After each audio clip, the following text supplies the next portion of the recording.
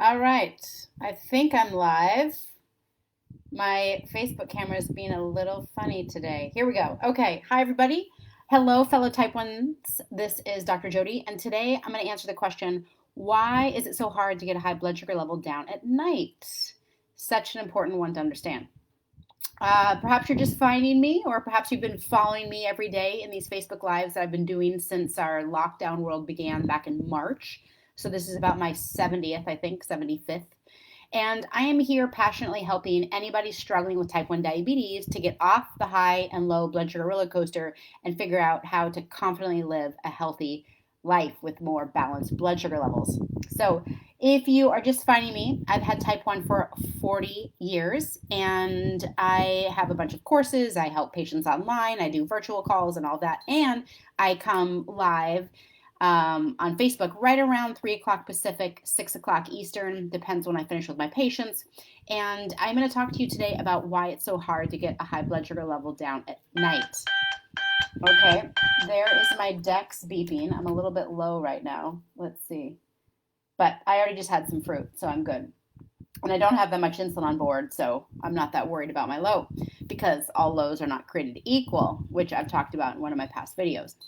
So today I want to explain to you, we all have this number in our head of like, maybe I need 1 unit to drop me 30 points, or 1 unit to drop me 50 points, or 1 unit to drop you 100 points, depending on how sensitive you are to insulin, right? It's called your correction factor. When you're high, how much insulin do you need to get back into range, right? And in range is anywhere from 70 to 130, right? It's not 80 to 180, which is what I was taught my whole life.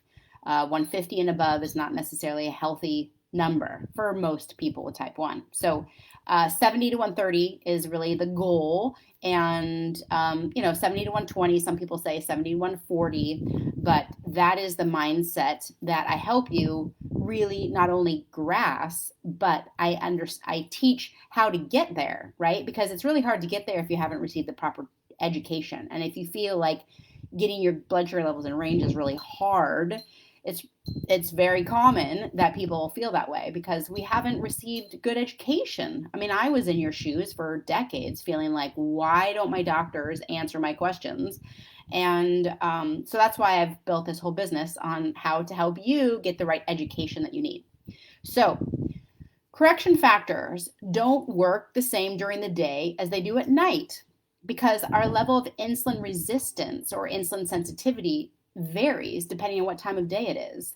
And within the first hour that you go to sleep, you have this hormone called the growth hormone. It helps repair your tissues and it creates a lot of insulin resistance. And guess what? It's very high at night, especially within the first hour or two or before midnight, assuming you go to bed before midnight.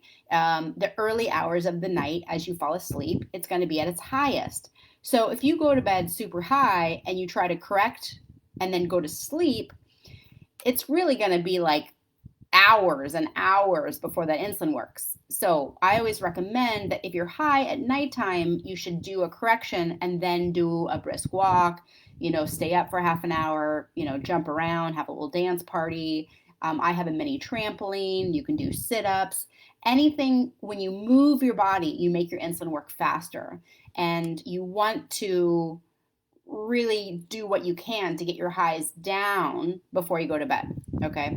Now, you also need to make sure that you dose right for your dinner and your basal rate is set correctly. Nothing in diabetes is that simple, right? It's really complex, which is why I've made all these courses on, how to get off the blood sugar roller coaster, how to dose properly for your meals, how to not go low with exercise. So if you want to check those out, they're on my website, which is drjodynd.com. Because we all know diabetes is a lot more complex than any training we probably received once we were diagnosed.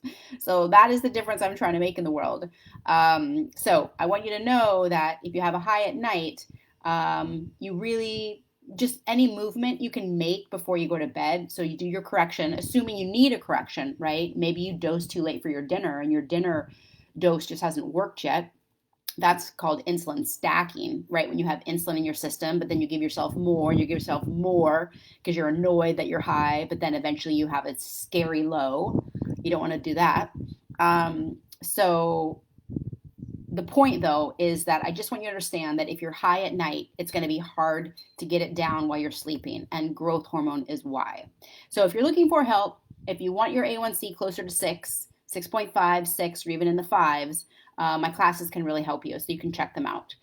They're at drjodynd.com. I have a lot of free resources there, free videos, and my blog and articles and great recipes and stuff too. So check it out. Please comment below if you like this video, what you want to learn. I see Crystal's on today. Hi, Crystal. Thanks for watching. And yeah, I'll be back tomorrow. So comment below, even if you're watching on the recording. I always read the comments and would love to answer your questions. So have a great day. Check out my website if you'd like some help, drjodynd.com. And I will see you tomorrow. Bye.